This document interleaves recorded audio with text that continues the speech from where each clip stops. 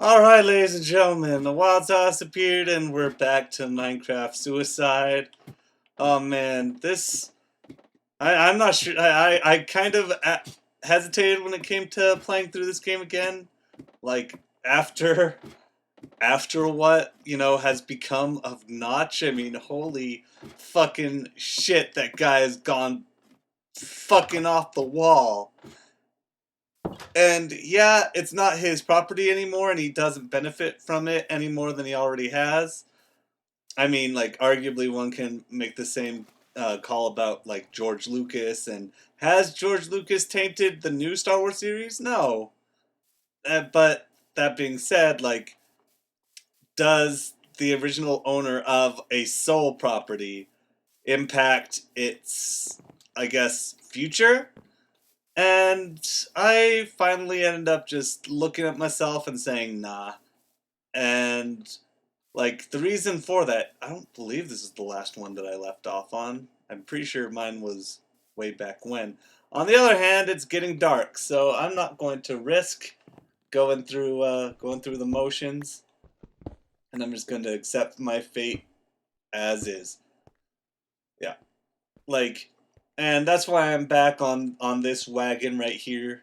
I do enjoy this game. It's just like, man, like, plus I don't believe Notch was always like this. I mean, he's from Sweden, for God's sake, one of the most socioeconomic people in the world, and like he has some things to say, some not good things, and I'm not going to repeat them here. You can just look them up.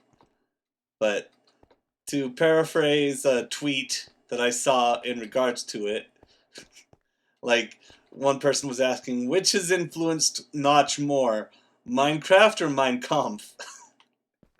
I mean, it's embarrassing. It really is, and you guys can look it up for yourselves. And it reminds me of, like, the other day when I was bringing up fucking not Woody Allen. uh, oh, what's his name? Alan. I was about to say Alan Woody. Oh dear God, That's negative. That's bizarro Woody Allen. Woods. James Woods. It's like, no, I don't want to see James Woods in any more pictures or anything. Why? Because he's fucking racist. And everybody, and some motherfucker try to step up saying, "Oh, so you just hate him because he has a different opinion?" And I said, "No, I hate him because he says racist shit. Like, when have we equated racism with opinion? That don't you can't explain that." To paraphrase Dead Meme.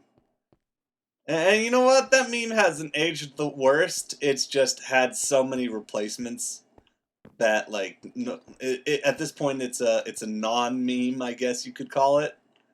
And just for the soul. Hey, look at that! Already. Well, actually, no. We probably discover something by this time anyway, on our way into the catacombs. Like, I think what replaced fucking what's his bucket Bill O'Reilly's meme was that aliens guy, or and then it became that guy at that concert who's tripping out, and then, like, after that that's pretty much the last one before memes really took off, and it was more than just an inner circle thing.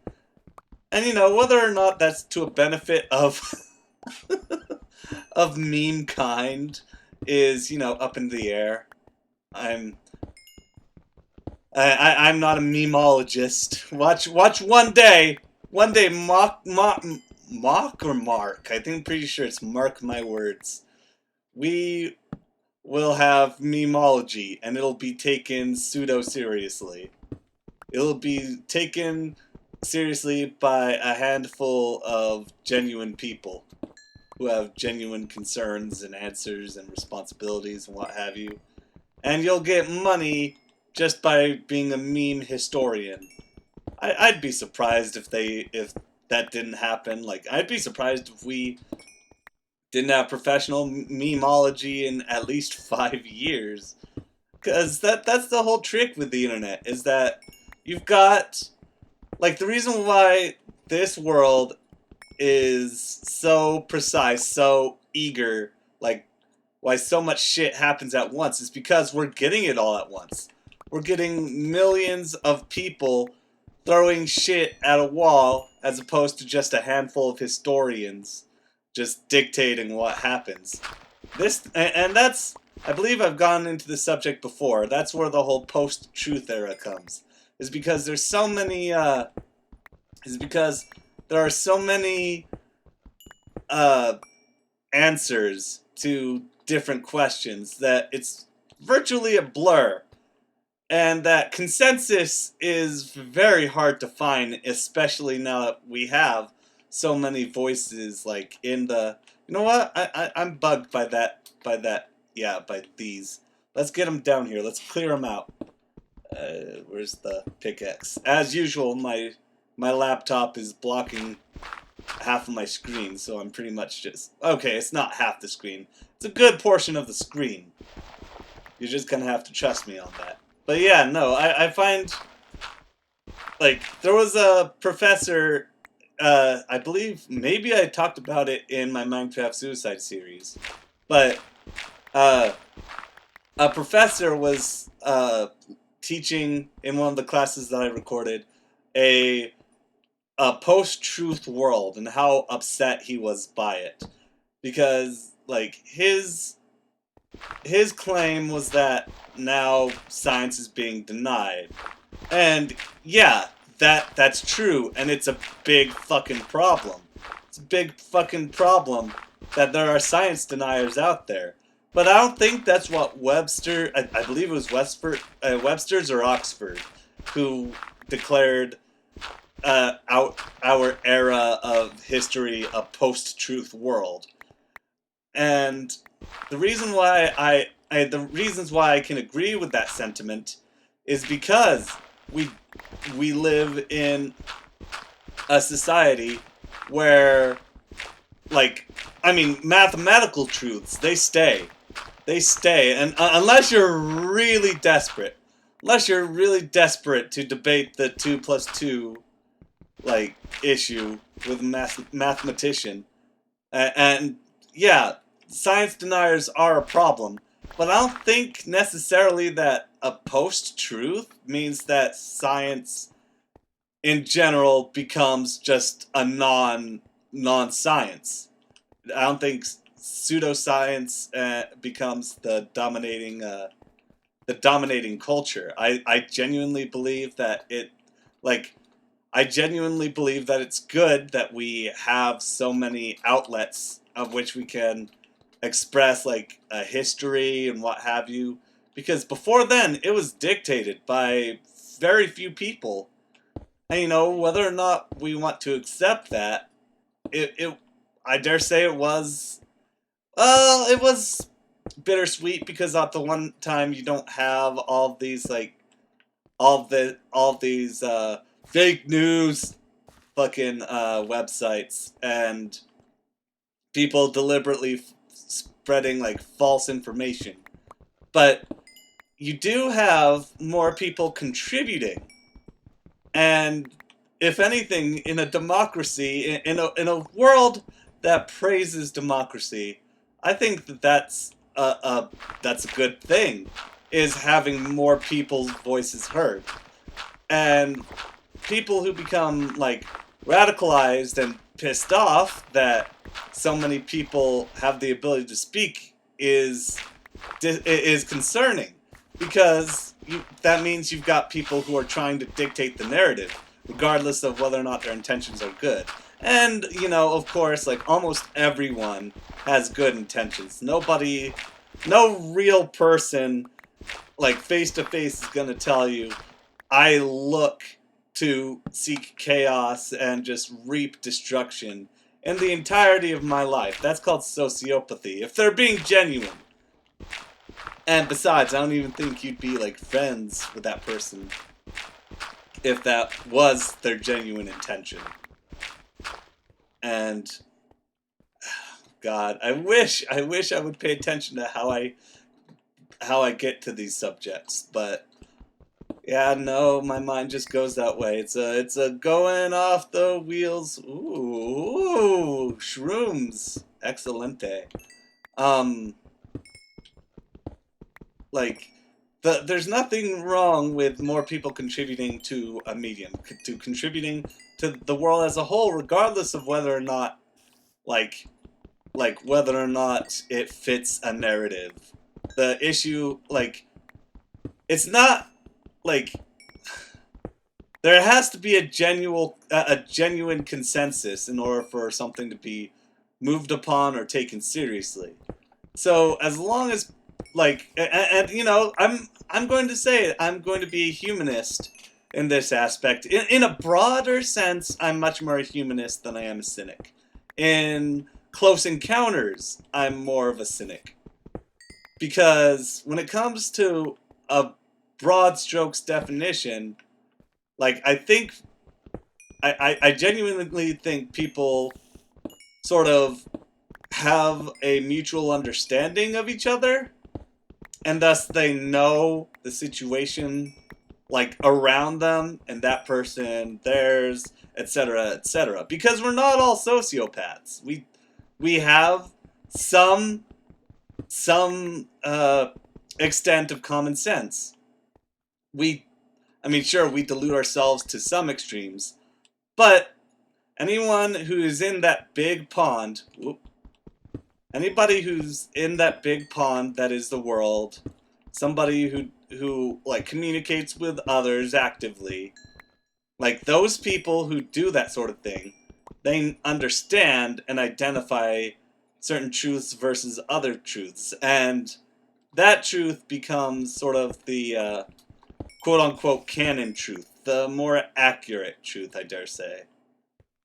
And in the future, like, that's going to be the dominant truth. It's not going to be a whole bunch of bullshit that's just done by bots. It's not, because people recognize, like, you know, once again, humanists, people, like, large groups of people recognize when they're being had.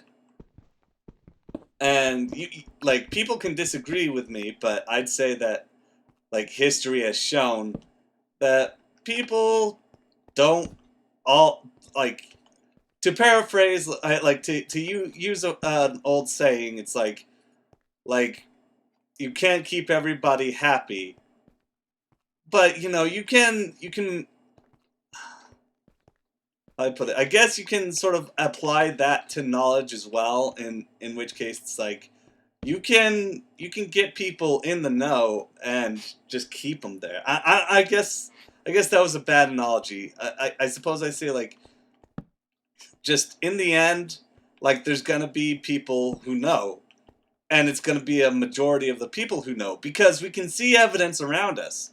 Like, we're not fucking idiots. Okay, we're idiots, but we're not brain dead. That's how society is formed. Society is formed by people generating ideas and coming to consensus and deciding to unite in an endeavor. And if that endeavor doesn't affect us, guess what? It's a non-issue. So if it's a non-issue and it doesn't affect anybody, it's going to be submerged in a whole bunch of other muddy details, so long as everybody gets their voice heard, which is why it's important that people stay active on social media and whatnot. Like, even if they've got stupid bullshit to say, like, as long as they're not being deliberately insincere, which, once again, humanist here, I think most people are genuine. I do. I don't think anybody's, like, a fucking dastardly from wacky races, just rubbing their hands together and saying, "I can't wait to spread chaos in the world today." Now, I'm not going to say those people don't exist there. I mean, Trump's the president, so but that's a whole can of worms. If you guys look into my other videos, I didn't care for either major option. But, you know, we are where we are. But it's like, I think most people are sincere. Most people are genuine, and they are looking to better the world, better themselves. And to me, as long as that human characteristic stays consistent, we won't have a fucking world that's based in delusion, no matter how many voices. As long as there are plenty of voices, to be frank, because let's not forget there are like so many muddled truths as there is as we went into the 20th century, and we created like historical. Well, we didn't create, but we retreaded and reviewed historical like landmarks, historical like documents, and like one scientist who's born in, say, like, I don't know, Australia could feasibly and easily travel to all four corners of the world and collect as much information as they possibly could on one subject. And that wasn't seen up until that point, up until we invented flying. And since we invented flying, the reason why historical research boomed is because it's because this core audience had access to so much more material. And like we look back and we see that, guess what? There's lots of inconsistency when it comes to history. And those didn't even have the loud voice, the troll voices, I guess you could say. Like, those had genuine, those had, like, historians deliberately misdirecting the public. Like, I mean, like, it's hard to accuse, I can't remember his name, the Greek historian who wrote, I don't think it was Homer. I'm pretty confident it wasn't Homer. Anyway, like, you've got, I mean, you can't necessarily blame the person who wrote about, like, you know, the final days of Sparta and 300 and whatnot. You can't blame him for distorting the truth because that was sort of the culture. Now, some people don't know this. The reason why, like, if you've seen the 300 movie or read the comic, like, here's a fun fact for you. Like, it's pretty much copied word from word, more or less. Okay. No, I can't say that. No, that's not correct at all. A good portion of it, at least when it comes to the battle, is pretty much, the dialogue is a majority from the actual historical document. Now, what kind of horseshit are you trying to pull if you genuinely believe that people back then, all the time, people who were just going about their daily lives, said such poetics, like, were so poetic in every single step they made, every single phrase they mentioned? They weren't. And the fact of the matter is that ultimately he was just trying to add, is that the historian was trying to add, like, dramatic flair to it. Like, nobody could write as fast as one of these complex, like, conversations. Nobody could do that back then. And so he essentially recreated history as a form of play. And there's nothing wrong with that. It's just, if you think like that literally, if you take it in a literal sense, like every single instance, god damn it, I hate these things.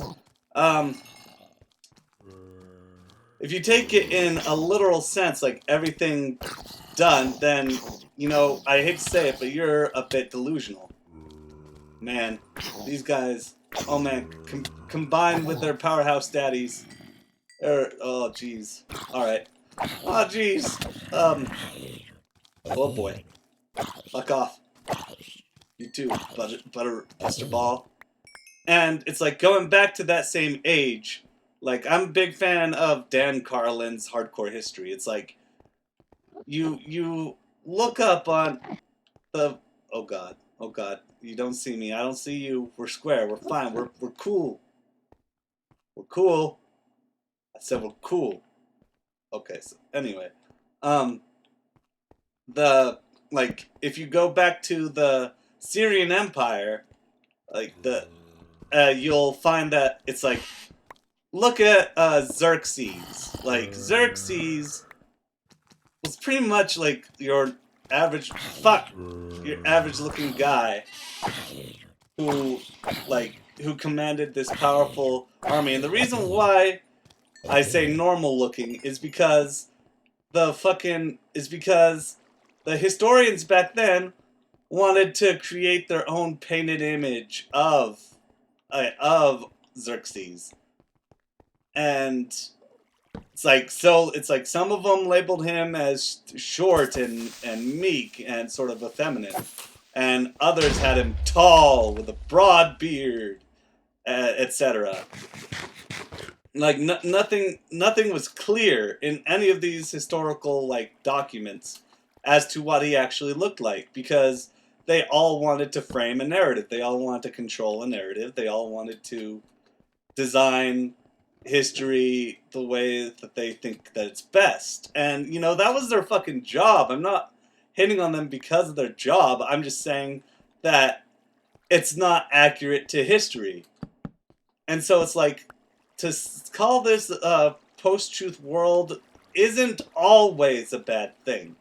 It can be. Like I said, there's bullshit information out there. But it's minuscule compared to the necessity that we have in order to have our voices heard. Like, the voices of the people need to be heard.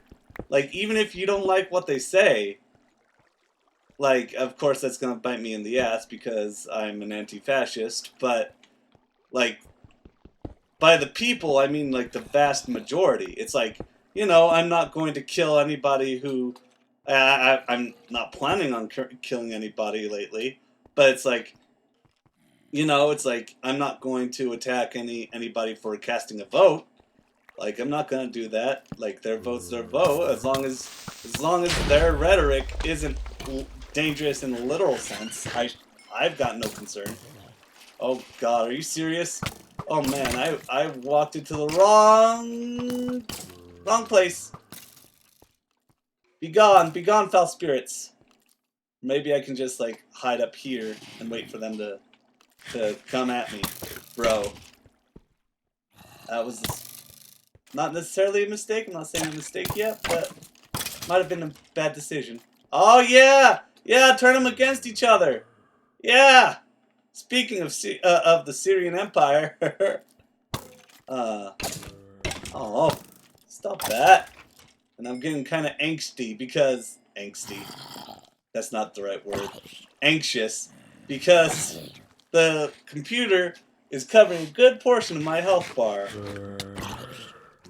Oh, stop. You too. Alright, conga line it. Conga line. Okay, yeah, there we go. God, seriously? How many of you motherfuckers are there? What the fuck? Get out of my face! Get out of my face! Okay, no, nope, not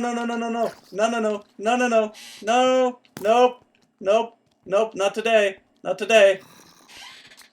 today, sexy lady. I'm running. Oh my God, are you serious? Oh my God, are you serious? I need to...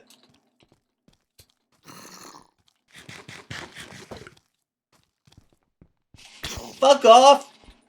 Fuck off! Fuck off! Oh, thank Jesus. Alright, let's just calm down. Just eat up.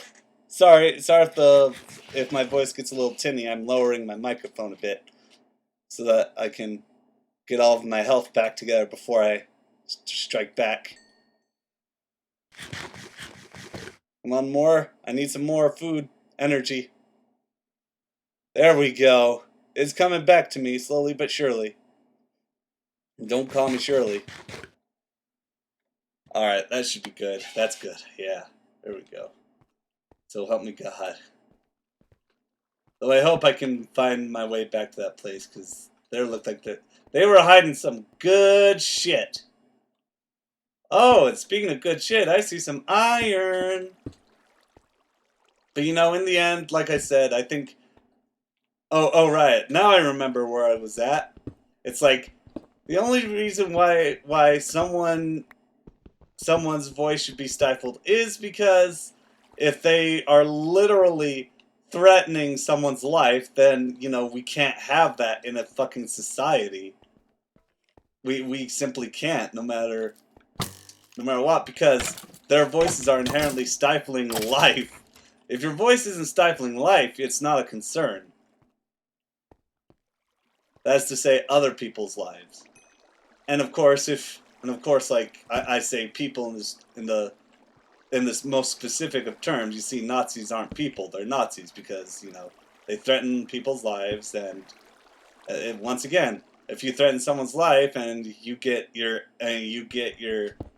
voice stifled because of it, then hey, it's pretty much not a problem. And of course, somebody could say, "Oh well, how do they threaten you?" And I'm talking about in specific terms. It's like I want, or I am something, your race of people, your creed or whatever, something along the lines, something execution, or something along those lines, with the exception of non-humans like Nazis.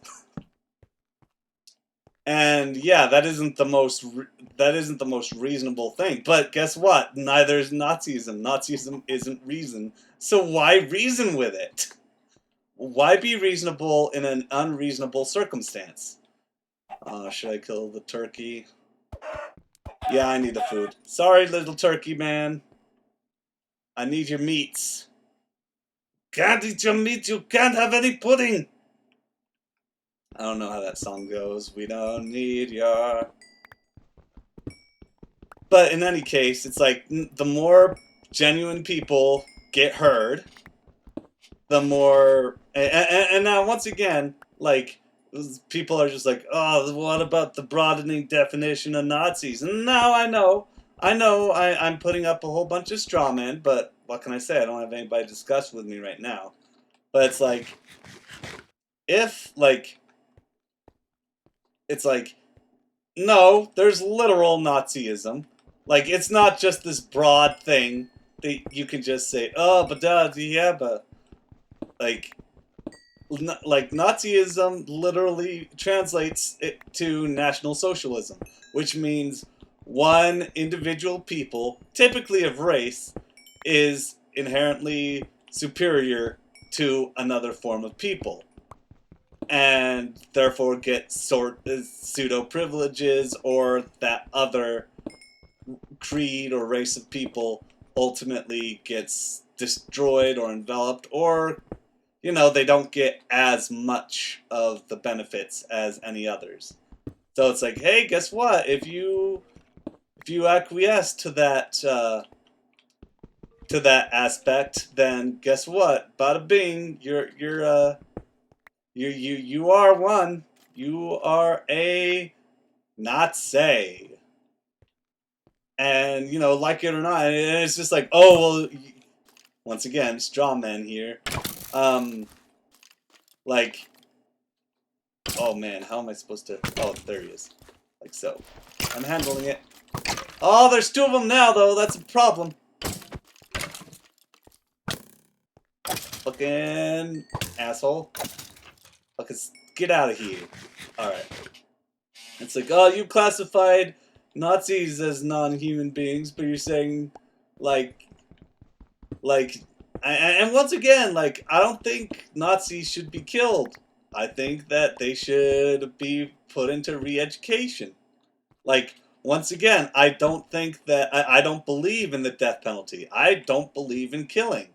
What I do believe in is ultimately self-defense. And yeah, you can... And yeah, words can be violent. Like, literally, like, fucking... Like, saying... Like, I recently had a falling out with a friend of mine because I said a kid who calls... A white kid who calls a black kid an N-word deserves to be bullied, deserves to get his ass beat for it by the kids. By the kids who actively disagree with that sentiment. Well, by everyone, frankly, all of the other kids. And he's like, oh no, he was just saying stupid shit. He's like, no, he's saying racially oppressive shit. And while violence isn't the best solution, if nothing else, then I'd say that the violence towards him is justifiable. I mean, it's like, once again, that's not an advocation of violence. That's an advocation of self-defense. And quite frankly, it becomes self-defense once somebody attempts to appraise your race. It's an act of oppression. And, of course, that excludes the bourgeoisie class, which is, of course, white people. And the reason for that is because of pro-colonialist benefits, such as, I don't know, not having to... having the judicial system in your favor, living your life prejudice-free, etc., etc. It's a non-race. It's not treated as a race.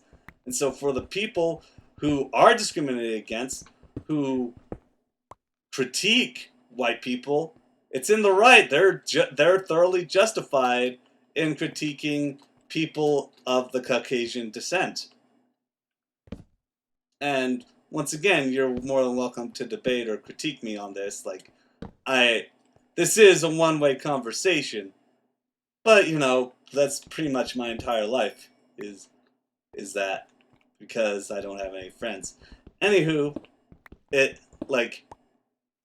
going back to, you know what? I'm gonna take a drink. Hold on.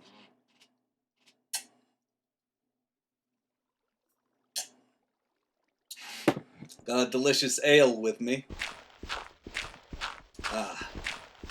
So anyway, no, I don't think, like, there are exceptions to the rule, but I like to, like, here's the thing. You can be critical of white people, but here's the trick. Another application to the broad generalization of being a white person, like, if you say white people in a room full of white people, like, anybody who's your friend, who's that colored person's friend, or who understands and knows or sympathizes with that colored person, like, ultimately understands and exclude themselves from that category, unless it's in a, like, legitimate open discussion, in which case, like, you know, they're welcome to debate. But there's an understanding that when people say white people blank, that it's not every white person. And that's one of the reasons why it's not racist, but of course, like, there is the Donald Trump non-racist excuse, which is like, some are good people. Like, it's not that. Like, you don't say some. It's just simply understood. And the reason why those white people who are the colored person's friend, like, why they understand they're not part of that equation, is ultimately because they address their whiteness in a sympathetic point of view, in a sympathetic rhetoric. It's a non-defensive rhetoric. It's not something that, like, that is just white genocide, blah, blah, blah. When, like, okay, like, you can have a bad day, alright? Like, white people can have a bad day. Newsflash, it has nothing to do with your race. And if it does, it's minute in the grand scheme of things. And the reason for that is because like, you simply, it's, I mean, like, okay, here's the reason why, like, it's minute, is simply because they aren't made prejudiced against, unless they actively pursue prejudice in, like, clothing or a different form of lifestyle. Like, it's not the same. It's like, for instance, there was this one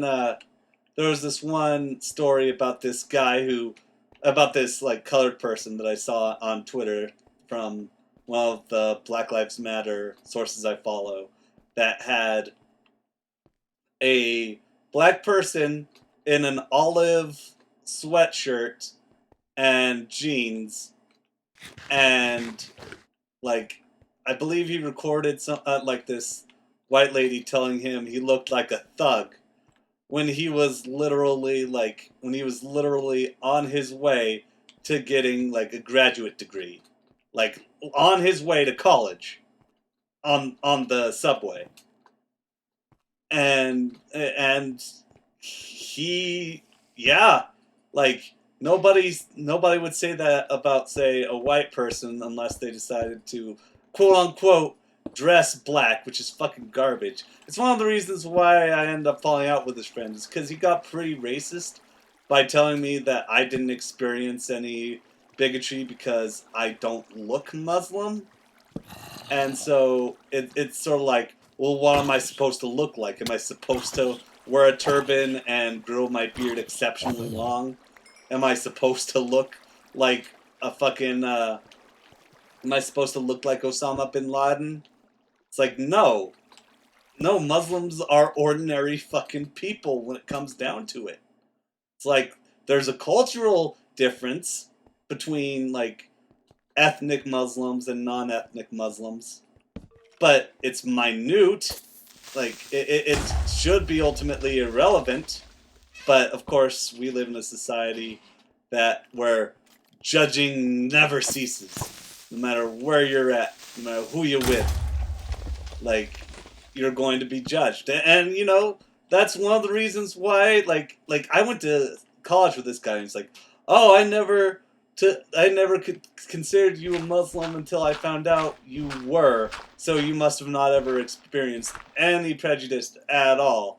And it's just like, you probably assumed that I was white based on the fact that I was surrounded by other white people, and there were clear, distinct ethnic groups that hung out with themselves, like, in separate cliques. And I wasn't part of that clique. I was part of a broad clique that, you know, I'm in Utah. Guess what? I'm surrounded by white people. And, you know, we also, in our old high school, like, we had the highest refugee count of any high school in the state. So, because we're, like, right next to a refugee center.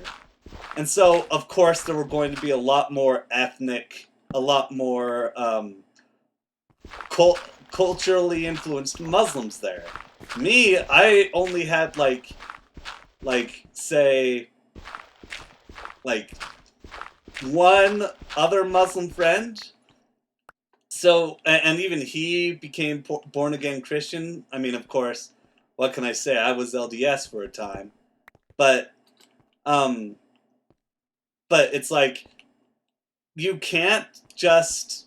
It's like, okay, just because I don't hang out with an ethnic group or dress the same well, I am part of an ethnic group, and a separate ethnic group. Because if I remember correctly, the specific ethnic groups that were effectively the refugees, I believe it was a vast majority Bosnian and Sudanese. I'm not sure. It was, I think it was Ethiopian, actually. I think it might have been Ethiopian. Yeah, Bosnian and Ethiopian. Like, and it's like, because I don't hang out with those people or dress like, and of course a majority of them were Muslim, both the Sudanese and the Bosnian. Like, just because I don't dress like them, first of all, you assume I'm white, which is inherently a bigoted stance. Like, first and foremost, however, that means that I'm not who I am. I'm not literally who I am because I don't apply to the stereotypes, and that must mean that I've never experienced any. What kind of bullshit logic is that? That's fucking nuts. And it's like, it's like, I had the urge. I didn't do this, and I'm going to use this as a primary example of that kind of false equation logic. Okay, this isn't me like endorsing this train of thought. This is me trying to create a scenario that akin to what he was trying to explain to me. Oh, excuse me, she. That adds into the topic. Is that it's like, you don't look like a woman. You must not be one. You must not even be a transgender because you still look like a dude. Therefore, you must not be transgender. Or a girl for that matter. Right? Right? And you haven't experienced any critique, any subjugation as a result just because you look like a boy, so. And, you know what? I didn't like saying it, but that's the way that logic went. And it's a false fucking. It's pure prejudice. It's tried and true, just fucking garbage logic. And man, some people, I'm impressed by the people who subscribe to that sort of ideal. And once again, broad humanist. Like, do I think it's a majority of people? No, I don't. And that should stay as is. Like, I don't see an inconsistent factor like going against an effective social grain. Can I say that? I say that that concept will remain a reality if it's a reality, which people can disagree with. But would I say that reality won't change? I can't speak for, say, a millennium or like half a millennium in the future, but I'd say as of right now, society is pretty consistent with itself. In that we still have those like we still have those standard truths that are just, I mean, they're a lot less precise. There we go. Going back all the way back to my initial subject, is that, like, truth is a lot less solid, or is a lot less solid than what it initially was. And yeah, I saw him. I was just trying to.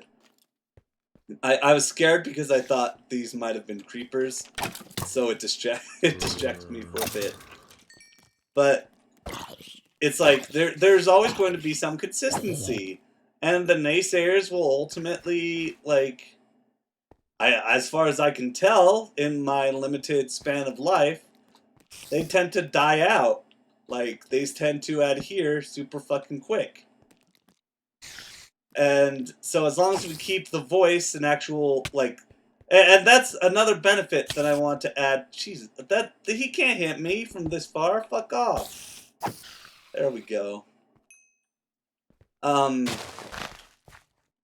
Like, I can only see that a majority producing logic is producing logical ideas that a vast majority can agree with. That's pretty much not going to change. That's not going to make everyone a fucking science denier, or, like, there's going to be a subset. Don't get me fucking wrong. There's always going to be a subset of some bullshit ideas. I mean, for God's sakes, I'm sure there are some self-identifying Quakers nowadays. Like, there's always going to be a subset of people, but it's not going to impact the world as heavily as it would in a civilization that has so much resourcing now. And, a prime example of that is, like, George Bush and the fucking quick, yeah, I'd say quick. I was gonna say slow, but the escalation of the general escalation of the internet. It's like, hey, Muslims are bad, and at first, like, America was like, yeah, yeah, fuck the Muslim countries, I hate them. And then, like, in a handful of years later, it's like the majority of consensus was, yo, that's fucked up. Was, yo, we fucked up super hard, and turns out we're super racist. At least that was the consensus. And, you know, it unfortunately that realization didn't amount to much. I mean, that's one of the critiques that I have, is that it's like democracy doesn't appear in a military at all. And, you know, while that's beneficial in a battle, in a battle-like tendency, battle tendencies. Ha! Ah, there's your JoJo reference for the day, ladies and gentlemen. The general consensus changed, and I think it's because we had so much more information available to us.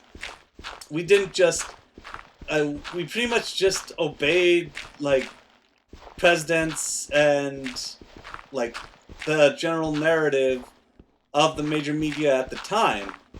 Like, pretty much consistently. There were very few presidents that were actively disliked. That's why, like, say, Clinton was the first president to be impeached in, like, eons, and he still had high ratings.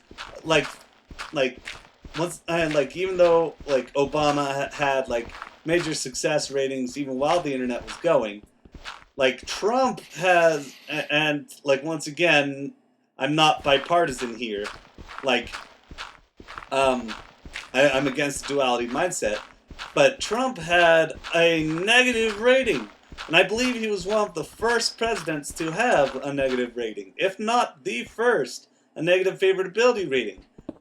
And I think that I know that he has the worst one of out of all of the presidents. I'm not sure if he's the only one. Is the only real like, not conflict, but is the only real, like, uncertainty I have. And it's like, I wonder if that sort of prejudice, if, like, I mean, yeah, he's a fucking asshole. Don't get me wrong by any extent. Like, even the people I know who voted for him were like, we're thinking in the duality mindset. And we're just like, do you want the other person to win? And it's just like, I don't want either of them, bruh. That's not my thing. It's not my style. Probably need to take one of these out. But it's like, I wonder if that negative favorability rating would have changed had the internet been, like, been a non-issue in our lives. I mean, hell, I doubt he would have gotten to where he is if it wasn't for the internet, but that's a whole nother can of beans in itself. And it's like, I don't think that he would have, and this is coming from a guy who fucking hates him, I don't think, like, he would have had a negative, as a negative rating. Maybe a negative rating? I don't know. Once again, like, I don't know people in this alternate reality I'm creating, because the internet has changed so fucking much, and I don't need to say it, but I thought I'd remind you. The core issue is that, like, I think that his favorability rating would have gone down.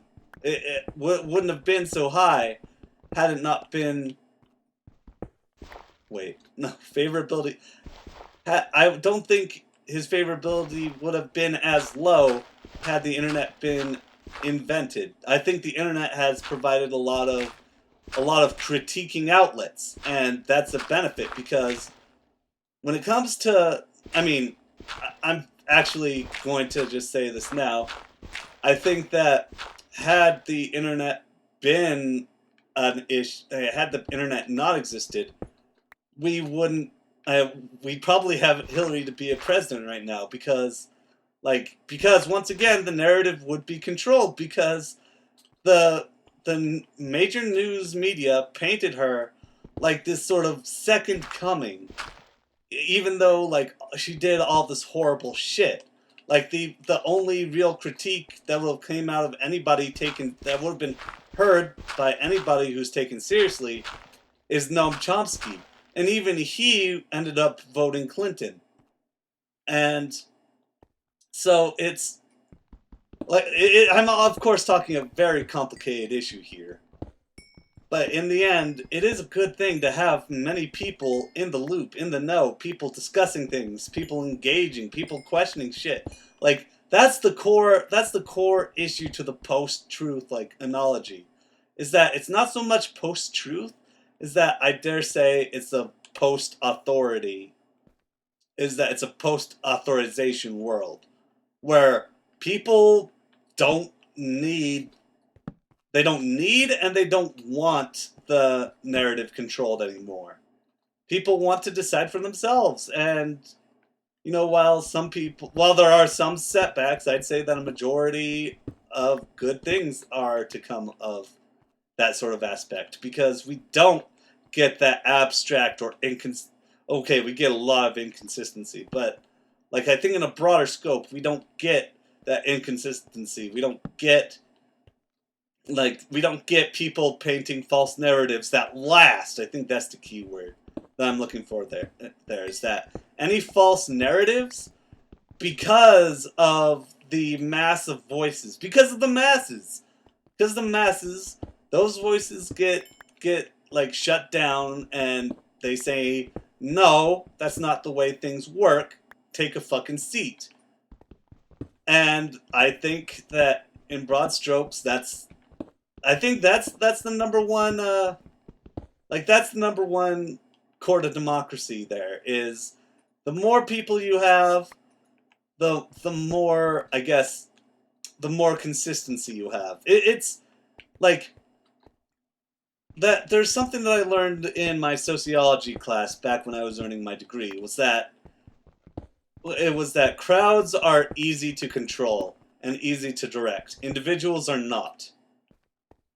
And what we have now is the masses controlling themselves, as opposed to the individual controlling the masses.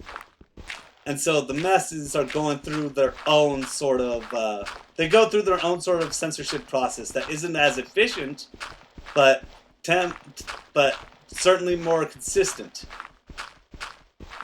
Like the people are able to dictate the narrative, not just the insignificant not just the insignificant bourgeoisie. Like nobody's being assigned to write history anymore. That's why Obama,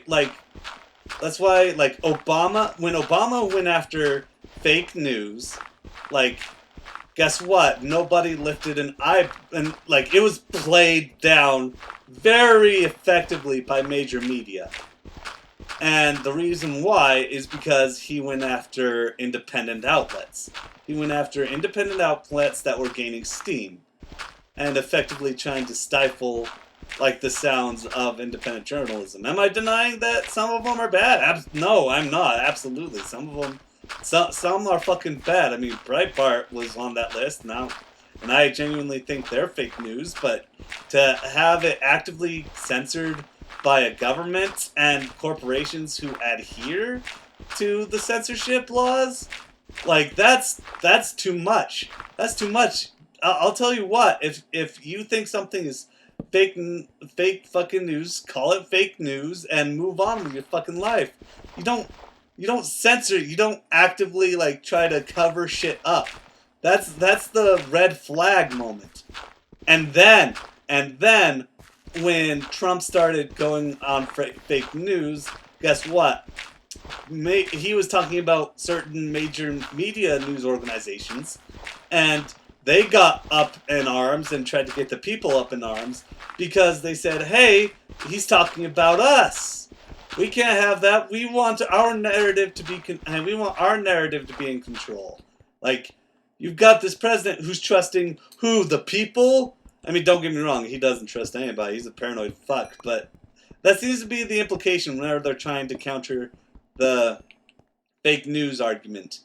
Is that they seem to they're very misguided, and I think like they're placing a hard decision because on one hand they have a fucking monopoly. They have a fucking like major news organizations. Like I think it's clear that anybody who looked up the Telecommunications Act, like it straight up said it was the net neutrality bill of back then, except it actually came to pass. And don't get me wrong, net neutrality needs to be defended. Like, the key word that I'm trying to say here is that the fight isn't over for net neutrality. It's not gone. It's in the process of being determined as to whether or not it'll stay. And we need to fight for the process to adhere to the majority's needs, not just like the cable, not just the Verizons and the AT&T. And once again, that also joins into the Telecommunications Act, because guess who fucking benefited from the Telecommunications Act? The fucking companies, and they're like, oh, don't worry, here's your little public access channels, you're welcome, and then they pat on their head and just pretty much say, no, nothing else gets to go on the air. You can have your little public stations here and there, but like new companies have to adhere to older ones, older, more powerful ones. But I'm getting off topic here. Is that it's like the post-news world, it's like it's not something we should get mad at unless we're specifically referring to say, oh, all right, yeah, and I am out of food. So now that I'm out of supplies, I don't know how I got out of supplies so fucking fast. Let's start heading up. Let's start getting out of this. Get out of this cave. Get out of my life. Alright. Oh, hey, while we're at it, though, might as well get some iron. Delicious, delicious iron. Too much iron in your blood. To, paraphrase Magneto. That movie was such shit. My god, that movie sucks so much dick. Oh boy, that fucking movie. But, I want to stay relatively consistent for once throughout an entirety of one of these little sit-downs. Like, so I'm gonna try to put the train back on the track. Thank you. And it's the post-truth thing has its downsides, but it has its upsides, and I think the upsides are primarily beneficial because it creates less it creates less odds of a society being misled. It's like a majority of fucking people like couldn't voice their opinions about Vietnam, like back when Lyndon Johnson started the whole Vietnam fiasco. Wow, was I not very high up? This feels I'm hearing. Oh, hey, would you look at that? Where am I? Oh, interesting. All right, cool. I can't believe that's great. All right, let's see. All right, and how would I get back? I guess go up. Shoot. You know what? I was going to go around through this way.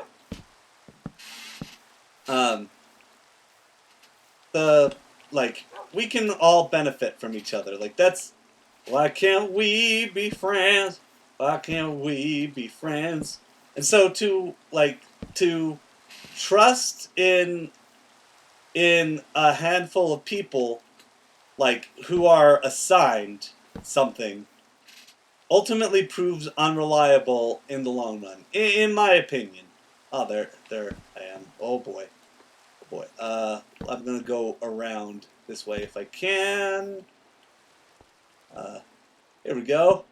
Through the Devil's Eye, or whatever. God, there's this one fucking there's this one Star Wars,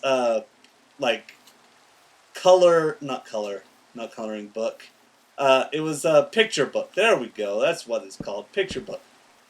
Where it's like about Luke and how he was able to like needle the eye or whatever, thread the eye of the something.